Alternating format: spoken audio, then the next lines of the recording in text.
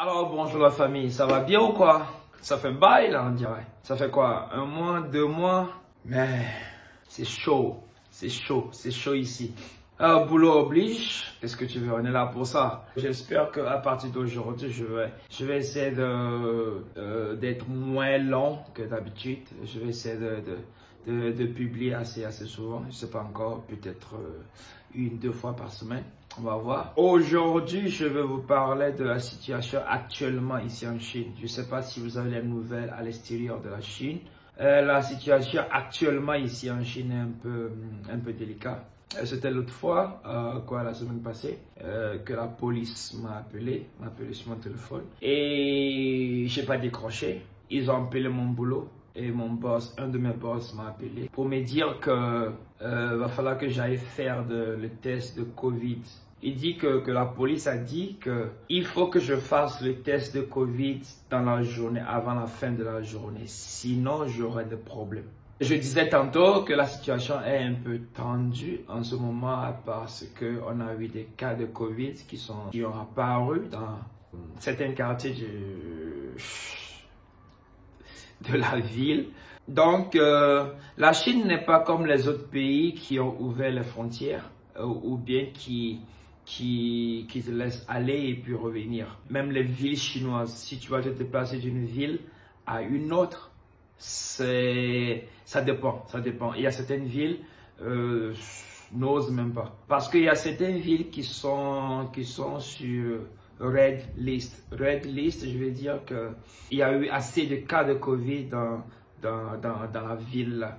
Donc la ville a été bloquée. Il y a plusieurs villes qui ont été bloquées. Tu peux pas rentrer, tu peux pas sortir. Ça peut être bloqué, ça dépend peut-être de plusieurs semaines, des mois. Tu vois, le truc ici à Chongqing ou bien en Chine, il n'y a pas de vie privée. Tu n'as pas de vie privée. Tu crois avoir une vie privée, mais en réalité, tu n'as pas de vie privée. Ok?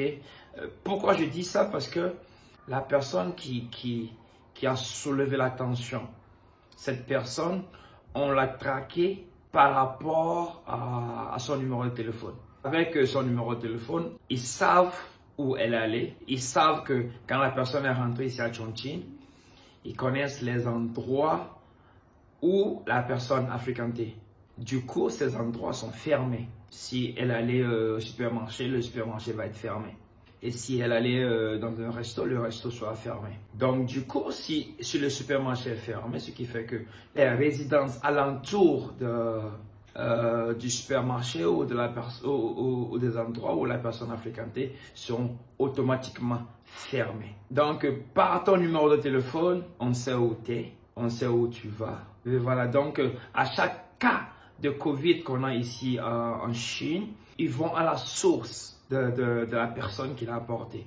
À travers le système de tracking, ils savent l'itinéraire de la personne. Et alors, ils prennent des mesures assez drastiques concernant la prévention du partage de la maladie. Pour conclure, je ne suis pas du genre à être peut-être... Je suis à l'extérieur et puis je te dis, c'est pas la peine de venir ici. Tout ça. Non.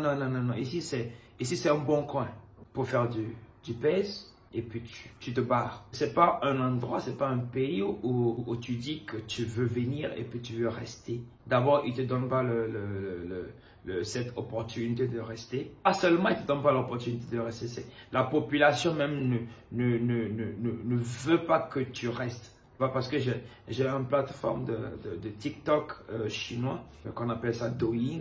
J'ai pratiquement 300 000 abonnés sur. Après Covid, les messages que je reçois chaque jour, ça défile chaque jour. Donc, ces gens, on ne veut pas de toi ici. Le mieux que tu ailles dans ton pays, tu vois. Et ce message, je le reçois pratiquement tous les jours. Et ces genres de messages, ce sont des messages assez friendly, assez amicaux, je vais dire. Ce sont des messages amicaux, ça. Parce que des messages ou des messages agressifs que je reçois, pas la peine que je vous le dis, c'est vraiment agressif. Mais la plupart du temps, ceux que je côtoie, ils sont gentils, ils sont vraiment gentils avec moi, tu vois, ils sont gentils avec moi. Donc, et pour revenir au fait que de venir ici en Chine. Viens, tu fais ce que tu as à faire et puis tu te barres. Mais en ce moment, actuellement, je crois que c'est pas un bon moment pour toi de venir ici. Après que cet épisode de Covid passe, tu peux venir, ok, il n'y a pas de problème. Mais actuellement, c'est pas un bon timing pour toi de venir. Et aussi, ils n'ont pas encore ouvert les frontières. Donc, du coup, voilà quoi. Si tu veux étudier ici en Chine, je te conseillerais de t'inscrire dans une université et de commencer par avoir les cours en ligne. Et si prête à Dieu, d'ici, je sais pas, l'année prochaine, on ne sait pas trop, on ne sait pas, peut-être. On ouvre les frontières et puis tu auras l'occasion de venir et puis étudier ici en Chine. C'est juste pour donner un update de la situation ici. Ma vie n'est pas en danger, non. Je suis bien, je sors, je peux sortir et puis je vais et puis je reviens. Il y a des endroits que je ne peux pas aller, mais j'ai même pas envie d'aller là-bas. Moi, c'est le boulot, la maison, boulot, maison, boulot, maison.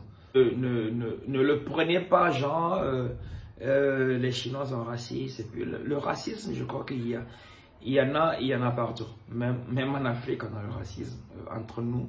Peau un peu claire, peau un peu foncée. On a cette manie entre nous de se moquer des uns des autres. C'est une forme de racisme aussi. Alors du coup, le conseil que je peux te donner, tu veux venir, alors c'est bien. Attends un peu que cet épisode soit passé et puis voilà. Alors les gars, c'était tout pour moi. Si tu as aimé la vidéo, n'oublie pas de me jeter un like. Si tu veux voir plus de vidéos comme celle-ci, tu t'abonnes à la chaîne. Et puis voilà. C'était tout pour moi. Moi, c'est dit ciao. Et puis on se voit dans la prochaine.